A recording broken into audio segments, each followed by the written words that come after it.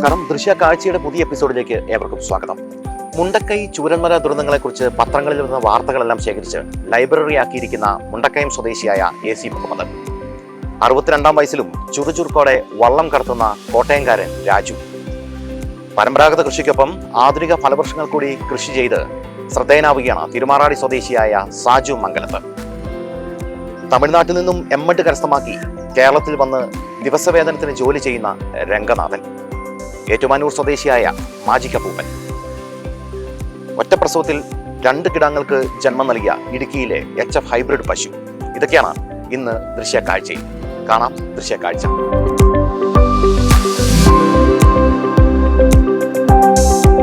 തമിഴ്നാട്ടിലെ എമ്മഡ് പഠനത്തിന് ശേഷം ജീവിക്കാനായി കേരളത്തിൽ വന്ന് ദിവസവേതനാടിസ്ഥാനത്തിൽ ജോലി ചെയ്യുന്ന Ranganathan. Erattupetta government higher secondary സ്കൂളിൽ തടി മുറിച്ചു മാറ്റുന്നതിനിടെയാണ് രംഗനാഥനെ പരിചയപ്പെടുന്നത്. വാർത്ത പുറത്തു വന്നതോടെ രംഗനാഥൻ വൈറലായി.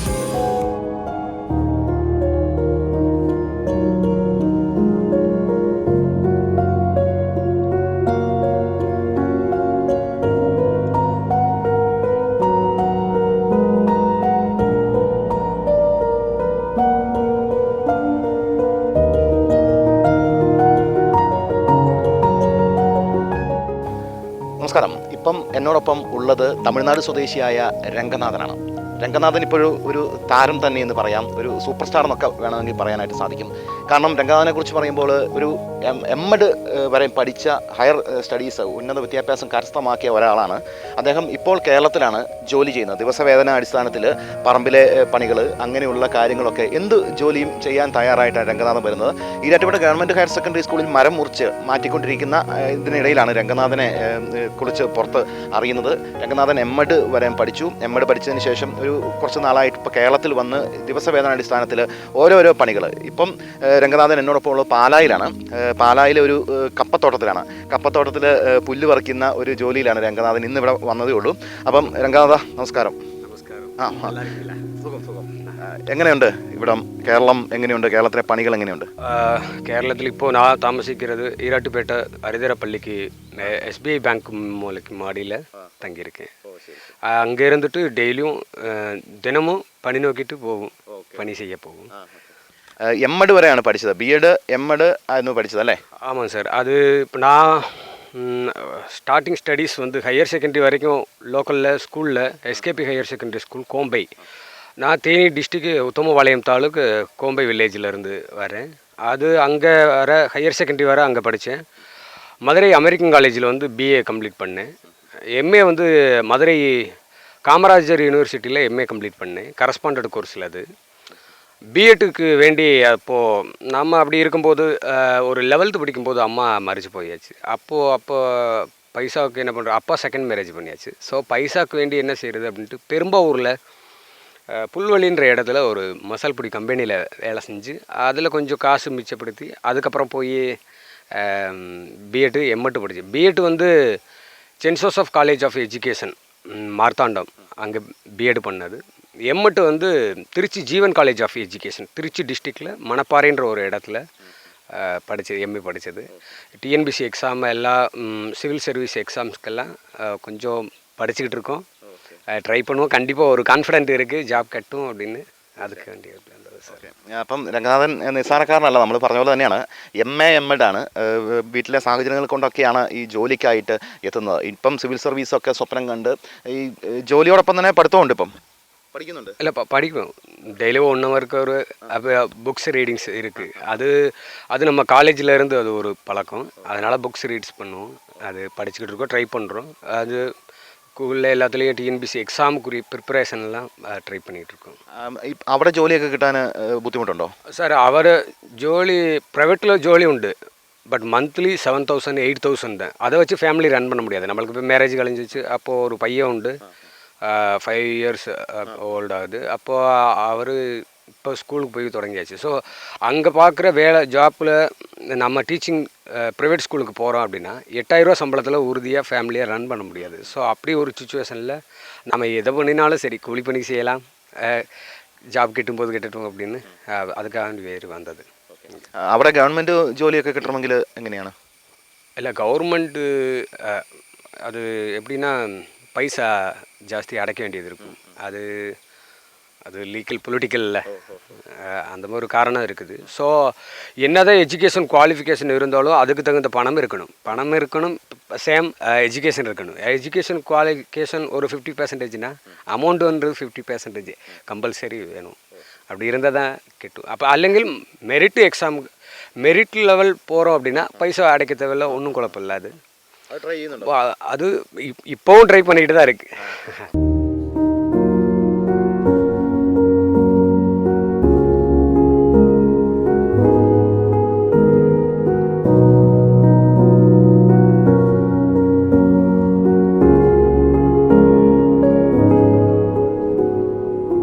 അപ്പം രംഗനാഥനെ ഓരോ ദിവസവും ഡെയിലി വേജസിനാണ് അദ്ദേഹം പണിയെടുക്കുന്നത്. എന്ത് പണിയും ചെയ്യും. ഇപ്പം ഇവിടെ കപ്പത്തോട്ടത്തിലാണ്, കപ്പയുടെ പള്ള പറിച്ചുകൊണ്ടൊക്കെ ഇരിക്കുകയാണ്. ഇവിടെ കേരളത്തിലാണോ സുഖം, തമിഴ്നാട്ടിലാണോ ജോലിയുമായി ബന്ധപ്പെട്ട്? இல்லை, இப்போ இங்கே கேரளா பரவாயில்ல, நல்ல ஒரு ஹியூமன் பீயிங் நிறையா இருக்காங்க இங்கே. அது அங்கே விட இங்கே கொஞ்சம் அதிகமாக தான் இருக்குது. அது மனிதநேயமுள்ள ஒரு மனிதர்கள் நல்லவங்களை சந்திக்கிறோம், அப்படி பார்க்குறோம். அந்த வகையில் நான் இங்கே வந்து ஒரு வருஷம் ஆயிடுச்சு. நான் என்ன படிச்சிருக்கேன், என்ன எதுவும் தெரியாது. அப்போது ஈராட்டுப்பேட்டை கவர்மெண்ட் ஹையர் செகண்டரி ஸ்கூலில் பிரின்ஸிபல் மேடம் ஷீலா மேடம் அவங்க ஒரு ஐடென்டிஃபை பண்ணி, அப்புறம் மனோஜ் சார் வந்து நம்மளை அதுக்கப்புறம் தான் நம்மளை ரெடியாக்கியது. அதுக்கப்புறம் சரி ஓகே, ஒரு 5-10 மினிட்ஸ் ஒரு ஸ்பீச் கொடுங்க, மோட்டிவேஷன் ஸ்பீச் அப்படின்னு சொன்னது. அது കൊണ്ട് ഞാൻ അങ്ങ് എടുത്തത്. ഇദ്ദേഹം ഈരാറ്റുപേട്ട ഗവൺമെൻറ് ഹയർ സെക്കൻഡറി സ്കൂളിൽ ജോലി എടുക്കുന്നതിനിടയിലാണ് മനോജ് സാർ എന്ന് പറയുന്ന ഒരു അധ്യാപകനെ ഇദ്ദേഹത്തെ കണ്ട് തിരിച്ചറിയുന്നത്. പിന്നീട് ഇദ്ദേഹം ആ സ്കൂളിൽ തന്നെ ഈ ക്വാളിഫിക്കേഷനൊക്കെ അറിഞ്ഞപ്പോൾ തന്നെ അവിടുത്തെ പ്രിൻസിപ്പൽ ഉൾപ്പെടെ ആ സ്കൂളിലെ കുട്ടികൾക്കായിട്ടൊരു മോട്ടിവേഷണൽ സ്പീച്ച് എന്തായാലും ഒന്ന് അവർക്ക് എന്താ പറഞ്ഞു കൊടുത്തതെന്ന്? Education was must important. அது வெரி பவர்ஃபுல் மெஷின் எஜுகேஷன்ன்றது. எப்பயும் ஸ்டாப் பண்ணணும்னு நினைக்கக்கூடாது. எஜுகேஷன் மட்டும்தான் வந்து அடுத்த ஜெனரேஷன் நம்மளை மட்டும் பாதுகாக்கிறது இல்லை, நெக்ஸ்ட் ஜெனரேஷன் இல்லை, அவங்களையும் பாதுகாக்கிறதுக்கு எஜுகேஷன் ஃபர்ஸ்ட் இம்பார்ட்டன்ட் அப்படின்னு சொல்லி மோட்டிவேஷன் ஸ்பீச் கொடுத்துருந்தது.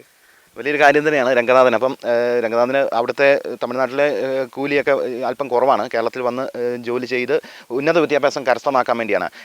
ഇനിയുള്ള അംബീഷൻ എന്താണ്? நான் ஒரு ஜாப் கிடைக்கணும் அப்படின்றத விட ஒரு மோட்டிவேஷன் ஸ்பீக்கராக உருவாகணும். அது நிறைய கற்றுக்கணும். Constitution of India, social justice, இதை பற்றியெல்லாம் நிறைய தெரிஞ்சுக்கணும். அது எல்லாத்துக்கும் சொல்லணும். படிப்பு வந்து நமக்கான பயன் மட்டும் அப்படின்னு நினைக்கக்கூடாதுல்ல. நாம் படிக்கிறோம் அப்படின்னா நமக்கு வாய்ப்பு கிடைக்காதவங்களையும் படிக்க வைக்கணும்.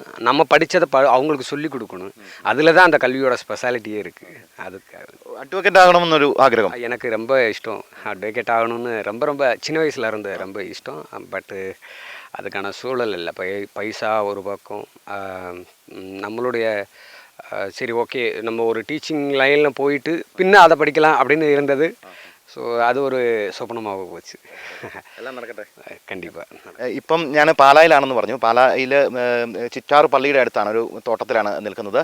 ഇദ്ദേഹത്തെ ഇവിടെ ജോലിക്ക് വിളിച്ചത് KSRTCയിലെ ഉദ്യോഗസ്ഥനായിട്ടുള്ള ബെന്നി എന്ന് പറയുന്ന സാറാണ്.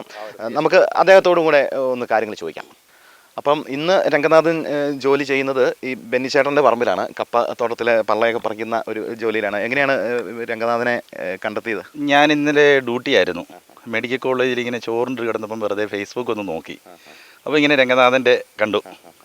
അപ്പം ഞാൻ ആ നമ്പർ കുറിച്ച് വെച്ച് അപ്പോൾ വിളിച്ചു, പക്ഷേ ഫോൺ എടുത്തില്ല.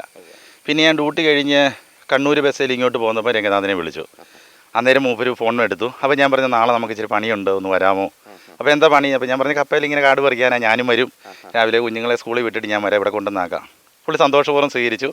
രാവിലെ ഞാൻ വിളിച്ചു, പാലായി വന്നു, ഞാനിവിടെ കൊണ്ടുവന്ന് വിട്ടിട്ട് വീണ്ടും ഞാൻ തിരിച്ചു പോയി. പുള്ളിക്ക് വേണ്ട വെള്ളവും കാപ്പിയൊക്കെ മേടിച്ച് കൊടുത്തിട്ട് പോയി. എന്ത് തോന്നുന്നു ഒരു ഇത്രയും? എനിക്ക് ഭയങ്കര ഇഷ്ടമാണ്. അതെ, ജോലിയാണെങ്കിലും അത് വിദ്യാഭ്യാസം കൂടുതലുണ്ട്, നല്ല വിദ്യാഭ്യാസമുണ്ട്, പക്ഷേ ഈ ജോലി ചെയ്യാനും ഒരു മടിയുമില്ല. ഇല്ല, ഒരു മടിയില്ല. അതെ. അപ്പം ബെന്നിച്ചാണ്ടും വലിയൊരു കാര്യമാണ് ചെയ്തിരിക്കുന്നത് കേട്ടോ. ഓക്കെ. അപ്പം രംഗനാഥൻ്റെ ആഗ്രഹങ്ങൾ പോലെ തന്നെ ഒരു സിവിൽ സർവീസിൽ എത്താനായിട്ട് സാധിക്കട്ടെ എന്ന് ആശംസിക്കുന്നു. ഒപ്പം തന്നെ സ്വപ്നമായിട്ട് കിടക്കുന്ന ഒരു മോട്ടിവേഷണൽ സ്പീക്കർ, ഒപ്പം തന്നെ ഒരു അഡ്വക്കേറ്റ്, സർവോപരി ഒരു അഭിമാനമാണ് താങ്കൾ, അല്ലേ? I respect you. ഓക്കെ, വളരെ ഇത് ശരിക്കും ഇത് തന്നെയാണ് മോട്ടിവേഷൻ കേട്ടോ. വാക്കുകൾ കൊണ്ടല്ല, പ്രവർത്തികൾ കൊണ്ട് മോട്ടിവേഷൻ നൽകുകയാണ് പ്രിയപ്പെട്ട രംഗനാഥന്. അപ്പം രംഗനാഥന് ഇവിടെയുണ്ട്, കേരളത്തിലുണ്ട്, ഒരു വർഷത്തിന് മേലായിട്ട് ഇവിടെയുണ്ട്. രംഗനാഥൻ്റെ സ്വപ്നങ്ങളെല്ലാം പൂവണിയട്ടെ എന്ന് ദൃശ്യ ന്യൂസ് ആശംസിക്കുകയാണ്. All the best. Okay, Nelson മാന്ത്രിക്കൊപ്പം തരുൺ സെബാസ്റ്റ്യൻ, ദൃശ്യ ന്യൂസ്.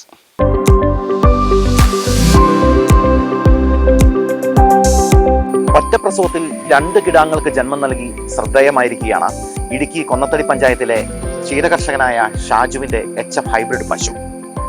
കാണാം ആ HF ഹൈബ്രിഡ് പശുവിന്റെ വിശേഷങ്ങൾ.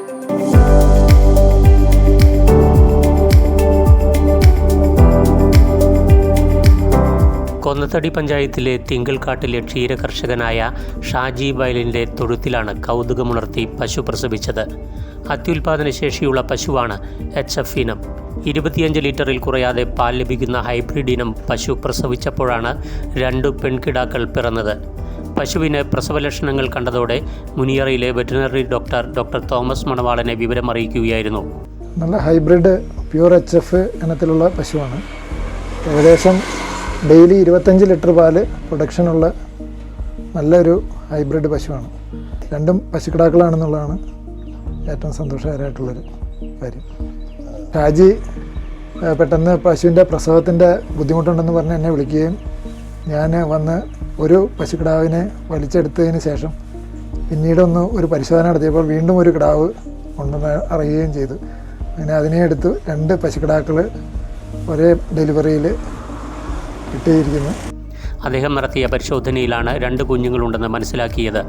ഡോക്ടർ കിടാക്കളെ സുരക്ഷിതമായി പുറത്തെടുക്കുകയായിരുന്നു. കിടാക്കൾ 2 പെൺകിടാക്കളാണെന്നതും കർഷകന് സന്തോഷകരമായി. 20 വർഷക്കാലമായി കാലി വളർത്തലിൽ ഏർപ്പെടുന്ന ഷാജി സമീപകാലത്താണ് ഹൈബ്രിഡ് ഇനങ്ങളെ പരിപാലിക്കുവാൻ തുടങ്ങിയത്. ഞാൻ പശു വളർത്തൽ തുടങ്ങിയിട്ട് 20 വർഷമായി. 3-4 വർഷമായുള്ളൂ ഹൈബ്രിഡ് ഇനത്തിൽപ്പെട്ട ഒരു പശുവിനെ എനിക്ക് കിട്ടിയിട്ട്. അതിൽ ഇന്ന് പ്രസവിച്ചപ്പം 2 പശുക്കിടാക്കളെ കിട്ടി. അതിൽ വളരെയധികം സന്തോഷമുണ്ട്.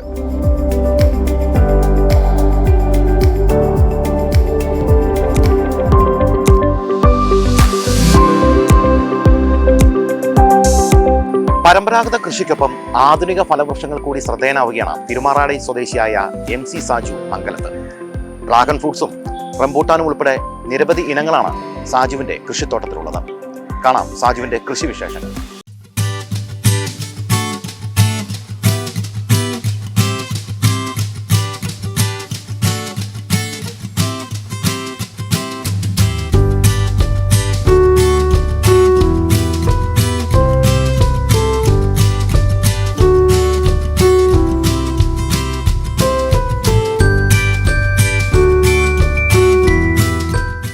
പരമ്പരാഗത കൃഷിരീതികൾക്കപ്പുറം ആധുനിക ഫലവൃക്ഷങ്ങൾ കൃഷി ചെയ്ത് തിരുമാറാടി എന്ന ഗ്രാമത്തിന് മാതൃകയാവുകയാണ് MC സാജു മംഗലത്ത്. 3 ഏക്കർ സ്ഥലത്ത് റംബൂട്ടാൻ കൃഷിയും 1.5 ഏക്കറോളം ഡ്രാഗൺ ഫ്രൂട്ടും ഉൾപ്പെടെ വിദേശ ഇനം ഫലവൃക്ഷങ്ങൾ ശാസ്ത്രീയമായി മംഗലത്ത് പറമ്പിൽ കൃഷി ചെയ്തു വരുന്നു. എനിക്ക് പൊതുവെ ഫ്രൂട്ട് കൃഷികൾക്ക് ഇച്ചിരി താല്പര്യമുണ്ട്. ഒന്ന്, ഇതിനകത്ത് കഴിയുന്നത്ര ലേബർ കുറവാണ്. ലേബർ ഇൻറ്റൻസീവ് ആയിട്ടുള്ള ഒരു കൃഷി ഇനി കേരളത്തിൽ വിജയിക്കത്തില്ല. അപ്പോൾ അതിൽ റംബുട്ടാൻ കഴിഞ്ഞാൽ പിന്നെ ഞാൻ മെച്ചമായിട്ട് കണ്ട ഒരു കൃഷിയാണ് ഈ ഡ്രാഗൺ ഫ്രൂട്ടിൻ്റെ. അപ്പോൾ എല്ലാവരുടെയും ഒരു പ്രശ്നം ഡ്രാഗൺ ഫ്രൂട്ട് കൃഷിക്ക് അടിസ്ഥാന ചെലവ് കൂടുതലാണ് ആദ്യ വർഷങ്ങളിൽ. അതിനെ കവർ ചെയ്യുന്നതിനാണ് ഏത്തവാഴ കൃഷിയും കൂടെ മിക്സ് ചെയ്തിരിക്കുന്നത്. വളരെ ഫലപ്രദമായിട്ടാണ് കണ്ടിരിക്കുന്നത്. പ്രത്യേകിച്ച് ഈ മലേഷ്യൻ റെഡ് ഇനമാണ് ഇത് മുഴുവൻ. കേരളത്തിൽ നല്ല വിപണിയുണ്ട്. ഇപ്പോൾ ഈ വന്നിരിക്കുന്ന ആളുകൾ തമിഴ്നാട്ടിൽ നിന്ന് വന്നിരിക്കുന്ന ആ ഗ്രൂപ്പ് അവർ റംബുട്ടാനൊപ്പം ഈ ഡ്രാഗൺ ഫ്രൂട്ടും കൂടി എടുത്തു പോകുന്നുണ്ട്. അതുകൊണ്ട് വിപണി ഒരു പ്രശ്നമേ അല്ല. റബ്ബർ കൃഷി ഉപേക്ഷിച്ച് കഴിഞ്ഞ 3 വർഷമായി റംബൂട്ടാൻ കൃഷിയിൽ സജീവമാണ് സാജു. കേരളത്തിൽ ഇപ്പോൾ വ്യാപകമായി കൃഷി ചെയ്തുകൊണ്ടിരിക്കുന്ന ഒന്നാണ് ഈ റംബുട്ടാൻ. ഞാൻ കഴിഞ്ഞ 3 വർഷമായിട്ട് വളരെ ഗൗരവമായിട്ട് റംബുട്ടാൻ കൃഷിയിലേക്കുണ്ട്. പ്രത്യേകിച്ചും ഈ റബ്ബറിൻ്റെ ആദായമെടുപ്പ് വളരെ ഭാരിച്ച ജോലി ആയതുകൊണ്ടും തൊഴിലാളികളെ കിട്ടാനില്ലാത്ത ഒരവസ്ഥ വന്നുകൊണ്ട് അപ്പോൾ ഞാൻ 3 വർഷം മുമ്പ് കൃഷി ചെയ്തൊരു തോട്ടമാണ് ഈ കാണുന്നത്. ഞാനിപ്പോൾ നോക്കിയിട്ട് 1 ഏക്കർ സ്ഥലത്ത് 100ഓളം റംബുട്ടാൻ നടാൻ പറ്റും. ഒരു റംബുട്ടാനിൽ നിന്ന് 3-ാം വർഷം തന്നെ ഏറ്റവും ചുരുങ്ങിയത് 2000 രൂപയ്ക്ക് മുകളിൽ ആദായം കിട്ടും. 3-ാം വർഷമാവും കഴിഞ്ഞ് 4-ാം വർഷത്തിലേക്ക് എത്തുമ്പോഴത്തേക്കും അത് ഇരട്ടിക്കുമെന്നുള്ള ഒരു കണക്കുകൂട്ടലിലാണ് ഇരിക്കുന്നത്. ഒരേക്കർ സ്ഥലത്ത് 100ഓളം റംബൂട്ടാൻ നടാൻ സാധിക്കും. വിളവെടുപ്പെത്തിയ ഒരു റംബൂട്ടാൻ മരത്തിൽ നിന്നും 2000 രൂപയ്ക്ക് മുകളിൽ ആദായം ലഭിക്കും. തമിഴ്നാട്ടിൽ നിന്നുള്ള സംഘമാണ് തോട്ടം ഏറ്റെടുത്ത് വലയിട്ട് സംരക്ഷിച്ച് വിളവെടുക്കുന്നത്. என் பேர் கரண், எங்கள் ஓனர் பேர் மதன். இன்றைக்கி வலையிட எல்லாம் மரத்துக்கு வந்திருக்கோம். எல்லாம் பழுக்க தொடங்கிடுது. நாங்கள் இங்கேருந்து தென்காசிக்கு கொண்டு போவோம். தென்காசி மார்க்கெட்டில் போய் நம்ம முதலாளி பெரிய கச்சவடக்காரர், அவர் எல்லாத்தையும் எல்லா സ്റ്റേറ്റുക്കും അனுப்புം. ഇന്ത്യയിലുള്ള ഉള്ള എല്ലാ സ്റ്റേറ്റുക്കും അனுப்புം. കൂടുതൽ രാസവളങ്ങളോ കീടനാശിനികളോ ഉപയോഗിക്കാതെ ജൈവ കൃഷിരീതികൾ പിന്തുടർന്ന് ഇപ്പോൾ വിളവെടുപ്പിൻ്റെ സമയമായിരിക്കുകയാണ്. 5 ടൺ റംബൂട്ടാൻ പഴങ്ങളാണ് വിൽപ്പനയ്ക്കായി അന്യസംസ്ഥാനത്തുള്ളവർ കൊണ്ടുപോയത്. റംബൂട്ടാനൊപ്പം ഡ്രാഗൺ ഫ്രൂട്ടും സാജുവിൻ്റെ പുരയിടത്തിലുണ്ട്. ഇതാണ് ഡ്രാഗൺ ഫ്രൂട്ടിൻ്റെ പൂവ്. 1 വർഷമായ ചെടിയാണ്. അപ്പോൾ ഇത് ഈ പൂവാണ്. ഈ പൂവ് 2 ദിവസത്തിനുള്ളിൽ വിരിയും. വിരിഞ്ഞാൽ കൃത്യം 30ാമത്തെ ദിവസം പഴം പറിക്കാം. അങ്ങനെ വിരിഞ്ഞ പൂവിൽ കായാണ് ഈ കാണുന്നത്. ഇതിപ്പോൾ 15 ദിവസമായിട്ടുണ്ട്. ഇനിയാണ് ഇത് ഇച്ചിരി വലിപ്പം വയ്ക്കും. എന്നിട്ട് ഒരു 15 ദിവസത്തോടെ കഴിയുമ്പോൾ ഇത് പഴമായിട്ട് പറിക്കാൻ പറ്റും. അപ്പോൾ പൂവിൽ നിന്ന് പഴത്തിലേക്ക് എത്താൻ വെറും 30 ദിവസം കാലാവധി വേണ്ടി. എന്നാൽ റംബുട്ടാൻ്റെ പ്രത്യേകത പൂവിൽ നിന്ന് പഴമാകാൻ 160 മുതൽ 180 ദിവസം വരെ എടുക്കും. അതായത് 5.5-6 മാസം എടുക്കുമ്പോൾ ഇത് പൂവിൽ നിന്ന് പഴമാകാൻ വെറും 28-30 ദിവസം വരും. അതാണ് അതിൻ്റെ വ്യത്യാസം.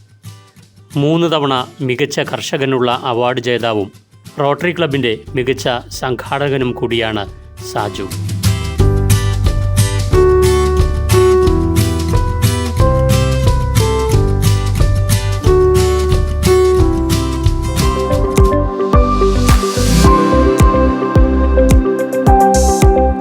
വള്ളത്തിൽ കയറിയുള്ള യാത്ര എന്ന് പറയുന്നത് അതിമനോഹരമാണ്. 62-ാം വയസ്സിലും ചുറുചുറുക്കോടെ കോട്ടയം താഴത്തങ്ങാടിയിൽ വള്ളം കടത്തുന്ന രാജു ചേട്ടൻ. കാണാം രാജു ചേട്ടൻ്റെ വള്ളം കടത്തുന്ന വിശേഷങ്ങൾ.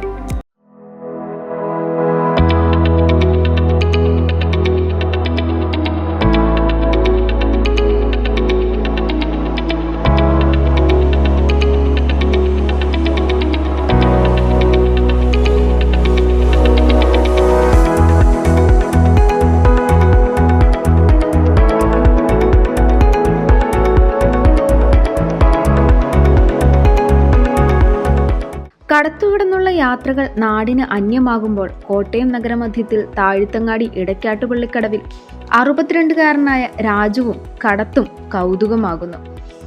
കോട്ടയം നഗരസഭയെയും ഐമനം പഞ്ചായത്തിനെയും ബന്ധിപ്പിച്ചാണ് കടത്ത്. ഐമനം പഞ്ചായത്തിന്റെ കീഴിലാണ് സർവീസ് നടത്തുന്നത്.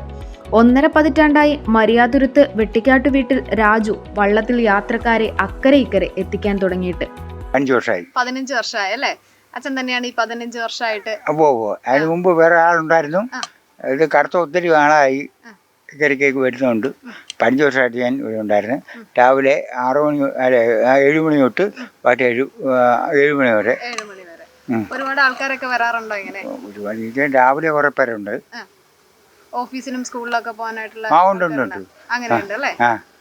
ഇത് നമ്മുടെ മുനിസിപ്പാലിറ്റിനെയും അല്ലല്ല, മുനിസിപ്പാലിറ്റി പഞ്ചായത്തിന്റെ പൈസയാണ് നമുക്ക് ശമ്പളമായിട്ട് 525 രൂപയാണ് എനിക്ക് ഡെയിലി ഡെയിലി ശമ്പളം അത്രേ ഉള്ളൂ. എങ്ങനെയുണ്ട് ഇത്രയും വർഷമായിട്ട് ഈ ആൾക്കാർ കുഴപ്പമൊന്നുമില്ല. എന്ത് തോന്നുന്നു? നമുക്ക് സന്തോഷം. അച്ഛനിപ്പോ എത്ര വയസ്സായി? എനിക്ക് 63 വയസ്സായി. 63. ഈ 63 വയസ്സിൽ ഇപ്പൊ നല്ല ഒഴുക്കൊക്കെ ഉള്ള സമയമല്ലേ? പേടിയൊന്നും തോന്നുന്നില്ല? എനിക്കെന്നാ പേടി? 18 വെള്ളമുണ്ടല്ലോ. അത് ഈ ചാനലുകാർ ആരും ഇവിടെ വന്നിട്ടില്ല. ഇവിടെ ഇതിന്റെ പൊക്കത്ത് വെള്ളം കയറി വന്നപ്പോൾ ഞാൻ വീട്ടിൽ പോയി ആൾക്കാരെ കയറിക്കൊണ്ട് കയറിയിട്ടുണ്ട് ഈ വള്ളത്തെ തന്നെ. അതായത് ഇവിടെ ജനങ്ങളൊക്കെ എല്ലാവർക്കും അറിയാം. പിന്നെ അച്ഛന്റെ വീട്ടിൽ ആരൊക്കെയുണ്ട്? വീട്ടിലെ എൻ്റെ ഭാര്യയുടെ പേര് സുമ. എൻ്റെ 2 പിള്ളേരുണ്ട്. പിള്ളേർ ഒരാളെ പേര് രഞ്ജിത. പിന്നെ അവർക്ക് 2 പിള്ളേരുണ്ട്. അവന്തിക. പിന്നെ ഇളയ ഒരു കൊച്ചുണ്ട്. ഞങ്ങൾ കിച്ചു, അവൻ്റെ പേര് ഞങ്ങൾ വിളിക്കുന്നത് കിച്ചു കിച്ചു എന്നാണ് വിളിക്കുന്നത്. പിന്നെ അല്ല എൻ്റെ മകനുണ്ട്. അല്ല പിന്നെ മരുമോനുണ്ട്. മരുമോൻ ഇപ്പോൾ വീട്ടിൽ വന്നിട്ടുണ്ട്. അതിനിപ്പോൾ നാളെയോ മറ്റന്നാളോ പോവും. പുറത്താണോ? ഇവിടെയാ, നമ്മുടെ കുടകില്ല, കർണാടകയിലിട്ട് കുടകില്ല. ഒരു ദിവസം പോലും മുടങ്ങാതെ രാജു രാവിലെ കടവിൽ ഹാജരാകും. ഏറെ ഇഷ്ടത്തോടെയാണ് കടത്ത് ജോലി ചെയ്യുന്നത്. രാവിലെ 7 തുടങ്ങി വൈകിട്ട് 7 വരെയാണ് സർവീസ്. ഞായറാഴ്ച ഉച്ചവരെയാണ് സർവീസ്. ആവശ്യക്കാരുണ്ടെങ്കിൽ ഫോൺ വിളിച്ചാൽ ഓടിയെത്തും. കടത്ത് സർവീസിന് പ്രതിദിനം 525 രൂപയാണ് പഞ്ചായത്ത് നൽകുന്നത്. അതിനാൽ യാത്രക്കാർക്ക് പ്രത്യേക ചാർജില്ല. ഞായറാഴ്ചകളിൽ പള്ളിയിലേക്കും ക്ഷേത്രങ്ങളിലേക്കും എത്താൻ കൂടുതൽ പേരും കടത്ത് സർവീസാണ് ആശ്രയിക്കുന്നത്. വെള്ളപ്പൊക്കം എന്ന് പറഞ്ഞാൽ ഞാൻ ആൾക്കാരെല്ലാം അക്കരെ പോയി കരയ്ക്ക് കൊണ്ടുവന്ന് ഒരു 3-4 വെള്ളം കരയ്ക്ക് കൊണ്ടുപോയി ഇവിടുന്ന് ആ വഴി മുഴുവൻ വെള്ളമാണ്. ഈ വള്ളത്തലയാണ് അക്കരെ പോയി ആൾക്കാരെ കരയ്ക്ക് കൊണ്ടുവരുന്നത്. അപ്പം നമുക്ക് 5-6 പേര് ഇപ്പം ഞാൻ അവിടുന്ന് കൊണ്ടുവരുമ്പോഴത്തേക്കൊരു 5-8-10 പേരെ വള്ളത്തെ കയറ്റി വരുന്നത്. അപ്പം അവരെ അവിടെ ഇറക്കിയിട്ടാണ് ഞാൻ 3 പേര് 4 പേര് കൊണ്ടുവന്ന് കരയ്ക്കുന്നു. അവിടെ പേടിയല്ല അവർക്ക് പേടി, എനിക്ക് പേടിയില്ല, അവർക്ക് പേടിയാ.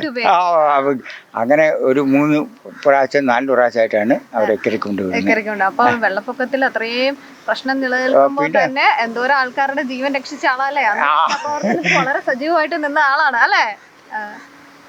പിന്നെ അങ്ങനെ എന്തെങ്കിലും വേറെ എന്തെങ്കിലും എക്സ്പീരിയൻസ് ഉണ്ടോ ജീവിതത്തിൽ മറക്കാനാകത്ത്? ഇനിയിപ്പം അപകടത്തിൽപ്പെട്ടവർ ആരെങ്കിലും രക്ഷിക്കില്ല? ഞാൻ അങ്ങനെയൊന്നുമില്ല. അപകടത്തിൽപ്പെട്ടെന്ന് പറഞ്ഞാൽ പണ്ട് ഞാൻ ഇല്ലായിരുന്ന സമയത്ത് ഒരു വെള്ളം ഒന്ന് മുങ്ങിയായിരുന്നു. ഞാനില്ലായിരുന്നു, വേറെ പാർട്ടിയായിരുന്നു. അതൊന്നും എനിക്കറിയത്തില്ല, അത് വർഷങ്ങൾക്ക് മുമ്പാ. ഇല്ലല്ലേ, ഒരിക്കലും ഉണ്ടാകത്തുമില്ല. ഇവിടെ ഒരു പാലത്തിന്റെ തൂണൊക്കെ കാണുന്നുണ്ട്, അത് നിന്നു പോയതാണോ? അതെ, നമ്മള് 95 പാലം നാട്ടുകാർ കൂടി നിർമ്മിച്ച. അപ്പൊ നാട്ടുകാർ കൂടി നിർമ്മിച്ച പിന്നെ അത് പോയി. അത് പിന്നെ മഴയൊന്നും വന്നിട്ടില്ല. അപ്പം എനിക്ക് തോന്നുന്നു നമുക്ക് അക്കരെ എത്താനായിട്ട് ബസ്സിന് വേണം പോകാനായിട്ട്. വാരിശ്ശേരി ഇവിടുന്ന് ഒരു 3 കിലോമീറ്റർ 4 കിലോമീറ്റർ മുമ്പത്തേക്ക് പോവാം. ഈ കടത്തുള്ള ഈ പാലം ഉണ്ടെങ്കിൽ ഇവിടുന്ന് ഒരു 2 കിലോമീറ്റർ ആകുമ്പോഴത്തേക്ക് ഓടയും പോകും. അപ്പുറത്തോട്ടും ഇപ്പുറത്തോട്ടും പോകാനായിട്ട് എളുപ്പമാണ്. അപ്പൊ അതുകൊണ്ടായിരിക്കും ആൾക്കാർ കൂടുതൽ ഈ നമ്മുടെ ഈ കടത്ത് അല്ലേ. അപ്പൊ ഈ കടത്ത് ഇപ്പൊ നമ്മുടെ ഇന്നത്തെ കാലത്ത് നമ്മളെല്ലാവരും ബസ്സിന് പോകുന്നു, അതുപോലെ തന്നെ കാറിൽ പോകുന്നു, ട്രെയിനിൽ പോകുന്നു, ഫ്ലൈറ്റിൽ പോകുന്നു. എന്തിന് ബഹിരാകാശത്തേക്ക് നമ്മൾ റോക്കറ്റ് വരെ ഒരു സമയം. അപ്പൊ ഈ ഒരു കാലത്ത് ഇങ്ങനെ ഒരു കടത്ത് എന്ന് പറഞ്ഞു കഴിഞ്ഞാൽ വളരെ അപൂർവമായിട്ടുള്ള അല്ലേ. നമ്മുടെ കോട്ടയത്തൊക്കെ വളരെ അപൂർവമായിട്ട് അയ്മനം പഞ്ചായത്തിന്റെയാണ്. പഞ്ചായത്തിനാണ്. അപ്പോൾ നമുക്ക് ശമ്പളം വരുന്നതിന് ഒരു കുഴപ്പമില്ല. അപ്പോൾ ഞാൻ 1-ാം തീയതി കൊണ്ടുവന്ന് കള്ള എഴുതിയെല്ലാം കൊടുത്തു. അപ്പം ഞങ്ങളുടെ മെമ്പർ എന്ന് പറഞ്ഞാൽ അംഗപ്പെട്ട ഒരു മനുഷ്യനാണ്, ജഗദീശൻ എന്ന് പറയും. അങ്ങേര് അന്നേരം തന്നെ എഴുതി തരുന്നല്ല, നമ്മൾ ജോലി ചെയ്തിട്ട് തരും. അങ്ങേര് എഴുതി തന്ന ആ സമയത്ത് തന്നെ ഒരു ഇന്നലെ തന്നെ എന്നല്ല മിനിഞ്ഞാന്ന് ശനിയാഴ്ച ശമ്പളവും കറക്റ്റ് ആയിട്ട് പിന്നെ അതൊന്നും കുഴപ്പമില്ല. അപ്പൊ സന്തോഷമാണ് ആളുകളെ അപ്പുറം ഇപ്പുറം കൊണ്ട് 2 കരയ്ക്ക് എത്തിക്കുക, അതില് സന്തോഷം അല്ലേ. പിന്നെ ഒരു സന്തോഷക്കുറവൊന്നുമില്ല, ഭയങ്കര ഹാപ്പി. 63-ാം വയസ്സിലും ഈ ഒരു ജോലി എന്ന് പറഞ്ഞാൽ ഇപ്പൊ നമ്മൾ കാണുമ്പോൾ നമുക്ക് കൗതുകവും ഒരു രസമൊക്കെ തോന്നും. പക്ഷെ നല്ല റിസ്ക് പിടിച്ചൊരു പണിയാണ്. വെള്ളം വരുമ്പോഴത്തേക്കും പേടിയാ, നമുക്കൊരു അബദ്ധം പോലും നമ്മുടെ കയ്യിൽ നിന്ന് പറ്റാതെ നമ്മള് ഈ ആൾക്കാരെ ഇതിനകത്ത് കയറുന്നവരെ വിശദമായി നമ്മളെ ഇവരെ കൊണ്ട് അടുപ്പിക്കുക എന്ന് പറഞ്ഞാൽ എന്റെ കടമയാണ്. അതെ. വെള്ളപ്പൊക്ക കാലത്തും ശക്തമായ ഒഴുക്കിലും പേടിയില്ലാതെ രാജു വള്ളമിറക്കി ആളുകളെ മറുകരയിലെത്തിക്കും. ചെറുപ്പം മുതൽ നീന്തൽ പരിശീലിച്ചതിനാൽ വെള്ളത്തെ തെല്ലു പേടിയില്ല. ഈ പ്രായത്തിലും മടിയില്ലാതെ അക്കരെ ഇക്കരെ നീന്തും. അച്ഛന് സ്വന്തമായിട്ട് ഇപ്പൊ വെള്ളം ഉണ്ടോ? ഉണ്ട്, ഒരാണ്ട് അക്കരെ കിടപ്പുണ്ട്. മീൻ പിടിക്കാനായിട്ട് ഇതിനിടയ്ക്ക് മീൻ പിടുത്തം വൈകുന്നേരം ഞാൻ പോകും. മീനൊക്കെ കിട്ടും? കിട്ടും. അത് ഈ വെള്ളത്തിന് ഇടയില്ല, ആദ്യത്തെ വെള്ളം നമ്മൾ വരുമ്പോഴത്തേക്കും വല ഇട്ട് മീൻ പിടിക്കാനുണ്ട്. അപ്പൊ ഇതിനൊക്കെ എവിടെയാ സമയം? വൈകുന്നേരം പോകില്ല. വൈകുന്നേരം 6 മണിയാകുമ്പോ വളം പൂട്ടുമല്ലേ, അത് കഴിയുമ്പോ ഞാൻ പോകും. അപ്പൊ അച്ഛൻ എപ്പോഴും ഏത് സമയം ഇവിടെ ഉണ്ടാവും? ഉണ്ട്, എപ്പോഴും ഉണ്ടാവും. അപ്പൊ ഇക്കരെ എന്നിട്ട് അവിടെ നിന്ന് കൂവി വിളിച്ചാൽ മതി, വരുവോ? പിന്നെ ഓടിയെത്തല്ലേ? 100%. ഇപ്പൊ ഞാൻ ഇവിടെ നിന്ന് അക്കരക്കിരിക്കെ പോയിരുന്നേക്ക് ആരെയും കയറ്റുക വിളിച്ചാൽ അന്നേരം വരും. അച്ഛാ, പിന്നെ ഈ വള്ളത്തിന്റെ മെയിൻ്റെനൻസും കാര്യങ്ങളൊക്കെ എങ്ങനെയാണ്? അതൊക്കെ നമ്മൾ വാടക കൊടുക്കുന്ന വേറൊരു പാർട്ടി ഒരു ഉണ്ട്, ഉടമസ്ഥൻ്റെ. നമ്മൾ വാടക കൊടുക്കുന്നില്ല, പുള്ളിക്കാരനാണ് ചെയ്യുന്നത്. അപ്പം ആ മെയിൻ്റെനൻസും കാര്യങ്ങളെല്ലാം പുള്ളി തന്നെ ചെയ്തോളും. പുള്ളി നമ്മൾ വാടക കൊടുക്കുന്നില്ലേ, അതുകൊണ്ട് വരെ നമ്മളൊന്നും ചെയ്യേണ്ട കാര്യമൊന്നുമില്ല. നമുക്ക് എന്തെങ്കിലും കംപ്ലൈന്റ് ഉണ്ടെങ്കിൽ ഞാൻ പുള്ളിയോട് പറയുക, അങ്ങനെ പുള്ളി ഒന്ന് അതെല്ലാം ചെയ്തു. പിന്നല്ലേ കുഴപ്പമൊന്നുമില്ല. അപ്പൊ എന്തായാലും ഇപ്പൊ ഇവിടം വരെ വന്ന സ്ഥിതിക്ക് എനിക്കും ഈ കടത്ത് കിടന്ന് പോകാനായിട്ടൊരു മോഹം. എന്നെ കൂടെ ഒന്ന് കൊണ്ടുപോകുമോ? ഇപ്പൊ എനിക്ക് വെള്ളം ഭയങ്കര പേടിയുള്ള ആളാണ്. ഇപ്പൊ നല്ല ഒഴുക്കുമുണ്ട്, നമ്മുടെ ഈ കഴിഞ്ഞ ദിവസം മഴയിലൊക്കെ നല്ല ഒഴുക്കുമുണ്ട്. അപ്പം ഒരു കുഴപ്പമില്ലാത്ത കയറിക്കൊണ്ട് പോവാം. കൊണ്ടുപോവാം. പിന്നല്ലേ എന്തായാലും നമുക്ക് അപ്പുറം വരെ ഒന്ന് പോട്ടെ.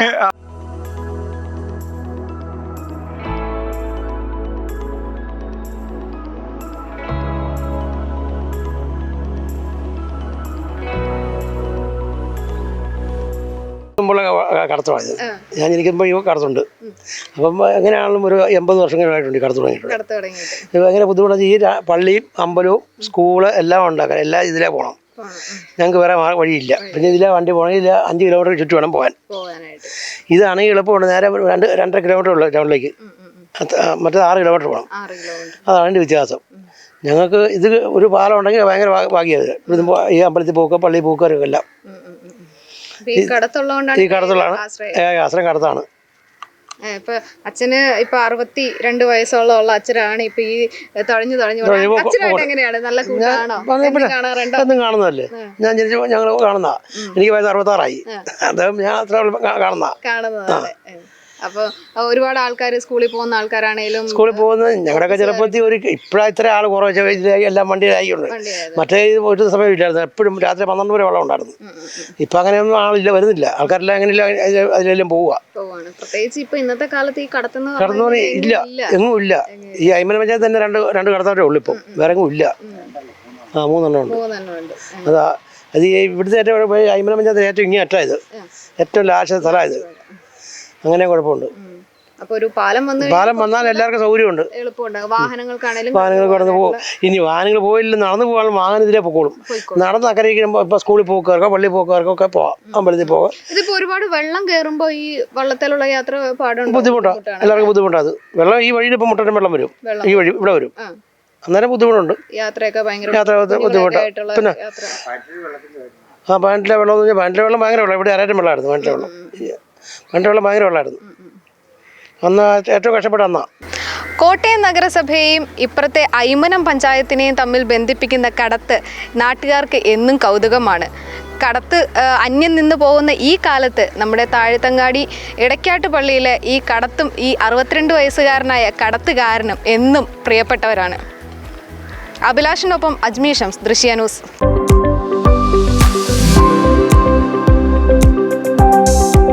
മുണ്ടക്കൈ ചുരംമല ദുരന്തത്തിന്റെ അവശേഷിപ്പുകൾ മുണ്ടക്കയത്തുമുണ്ട്. ഈ ദുരന്തത്തെക്കുറിച്ച് പത്രത്തിൽ വന്ന വാർത്തകളെല്ലാം ശേഖരിച്ച് ഒരു ലൈബ്രറി ഉണ്ടാക്കിയിരിക്കുകയാണ് റിട്ടയർഡ് വില്ലേജ് ഓഫീസറായ AS മുഹമ്മദ്. ആ ലൈബ്രറിയുടെ വാർത്തകൾ കാണാം.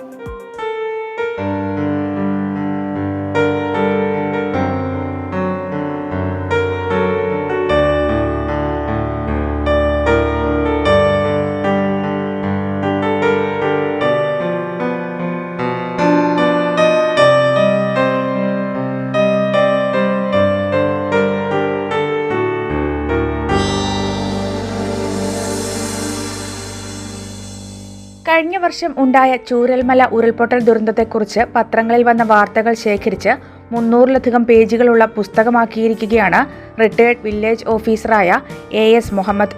ഉരുൾപൊട്ടൽ ഉണ്ടായ ദിവസം മുതലുള്ള രക്ഷാപ്രവർത്തനങ്ങളും അതിജീവനവും പുനരധിവാസവുമെല്ലാം ഈ വാർത്തകളിൽ ഉൾപ്പെടുന്നു.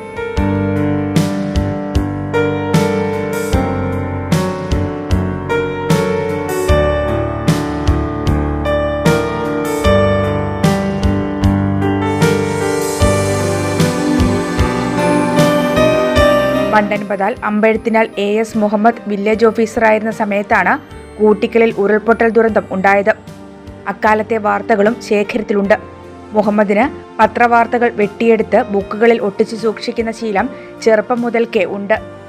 പഴയകാല മാസികകൾ, കേരളത്തിലും ഇന്ത്യയിലും പ്രധാന സംഭവങ്ങളുണ്ടായ ദിവസങ്ങളിലെ പത്രങ്ങൾ തുടങ്ങിയവയുമായി വിദ്യാലയങ്ങളിൽ പ്രദർശനങ്ങളും ഇദ്ദേഹം നടത്തുന്നുണ്ട്. തന്റെ പിതാവിന്റെ പേരിൽ വീടിനോട് ചേർന്ന് പുസ്തകശാല നിർമ്മിച്ച മുഹമ്മദ് നാടിനായി സമർപ്പിച്ചു. 2024 ജൂലൈ മാസം 30-ാം തീയതി കേരള സംസ്ഥാനത്ത് വയനാട് ജില്ലയിലെ മുണ്ടക്കൈ ചൂരൽമല പ്രദേശങ്ങളിലുണ്ടായ അതിഭീകരമായ ഉരുൾപൊട്ടൽ. ഏകദേശം 400-ൽ പരം ആൾക്കാർ മരണമടഞ്ഞ ഒരു ദുരനുഭവമാണ് ഈ പത്രങ്ങളിലൂടെ കാണുന്നത്. കേരളത്തെയല്ല ലോകത്തെ മുഴുവൻ ഞെട്ടിച്ചുകൊണ്ട് കടന്നുപോയ നിമിഷങ്ങളായിരുന്നു ഇത്.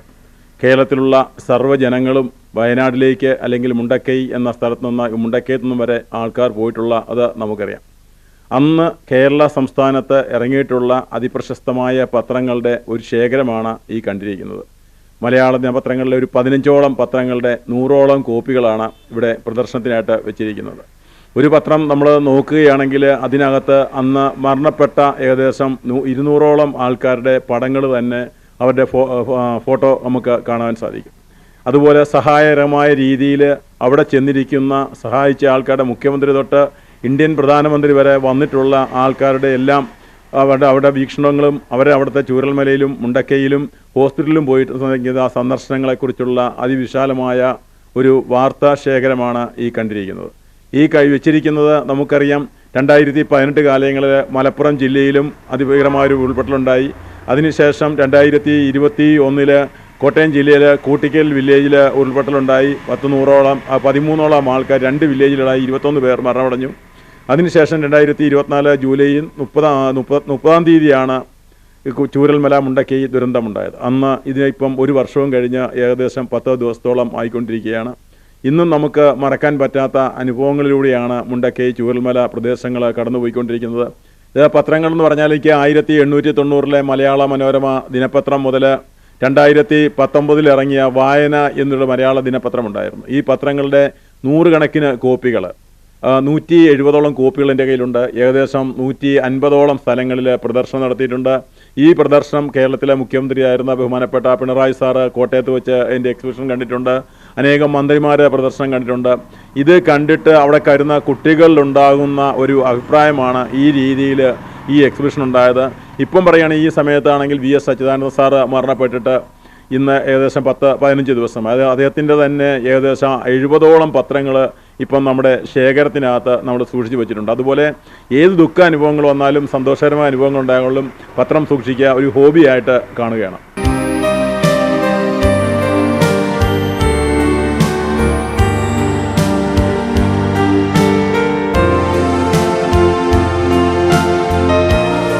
മുണ്ടക്കയം പ്രദേശത്തെ ആളുകൾ മരിച്ചാൽ പത്രത്തിൽ വരുന്ന ചരമവാർത്തകൾ പോലും വെട്ടിസൂക്ഷിക്കുന്ന പതിവുണ്ടായിരുന്നു മുഹമ്മദിന്.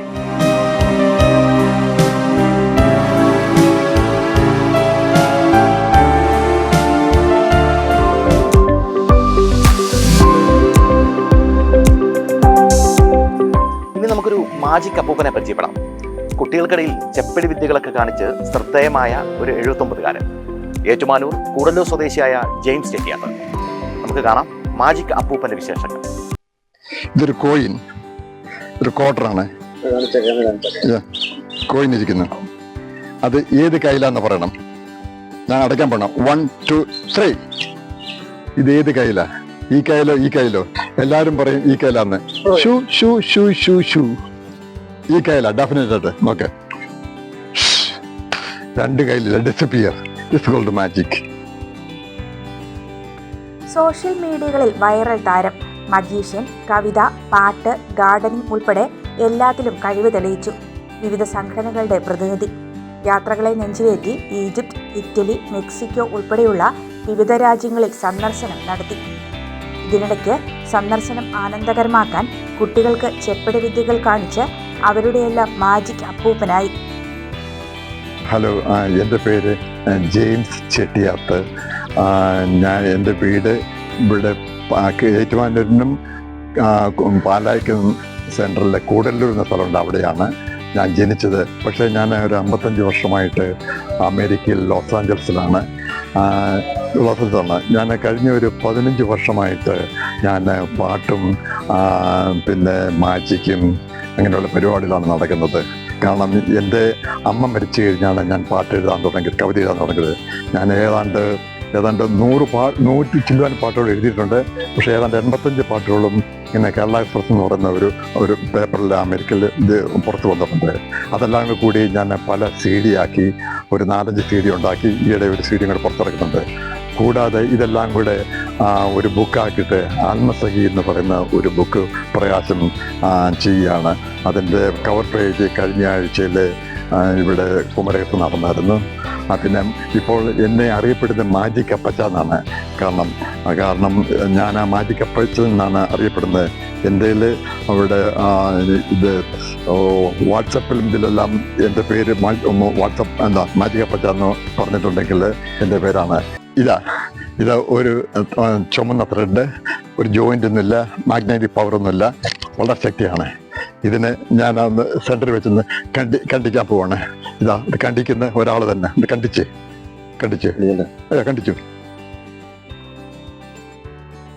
അതിനെ കണ്ടിച്ചു. അതിനെ ഞാൻ ജോയിൻ ചെയ്യാണ്.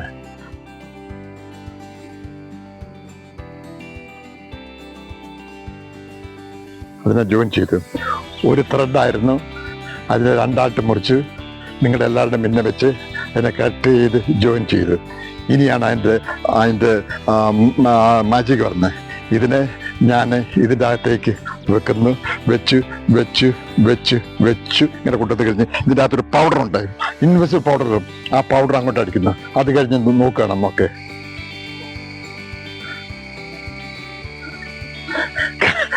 കണ്ടിച്ചവിടെ പോയി, ജോയിൻ്റവിടെ പോയി. Thank you very much.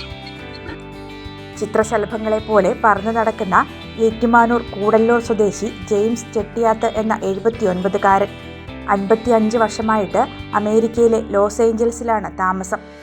15 വർഷം മുൻപ് അമ്മ മരിച്ചതോടെ അമ്മയോടുള്ള സ്നേഹം, കരുണ, ദയ, അമ്മയുടെ ഓർമ്മകൾ എല്ലാം പാട്ടുകളിലൂടെ പങ്കുവച്ചു.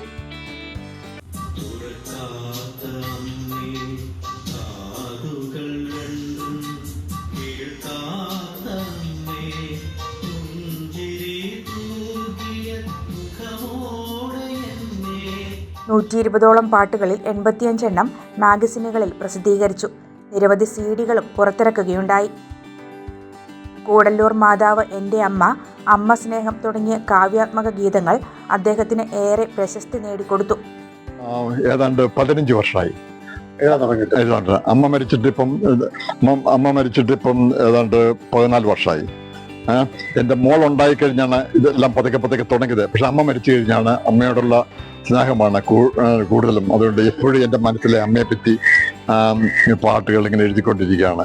5 മാസം മുൻപ് ഭാര്യ മരിച്ചതോടെ ഭാര്യയുടെ ഓർമ്മകൾ പങ്കുവച്ച് ആത്മസഖി എന്ന കവിതയും രചിച്ചു.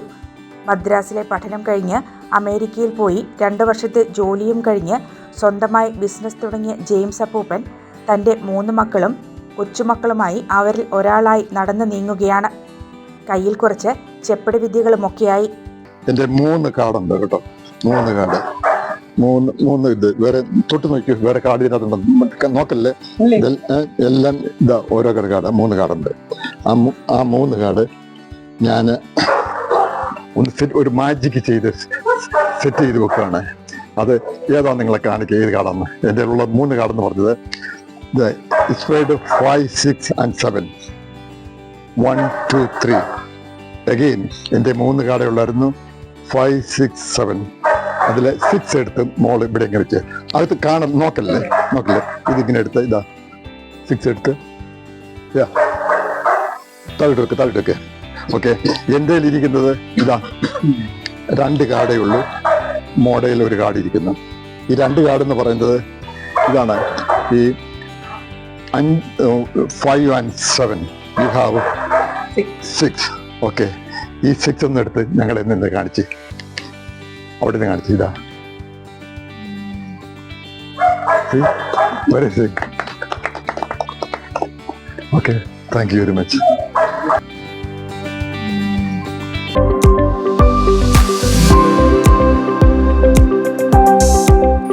പുതിയ കാഴ്ചകളുമായി അടുത്ത എപ്പിസോഡിൽ കാണാം. ബൈ.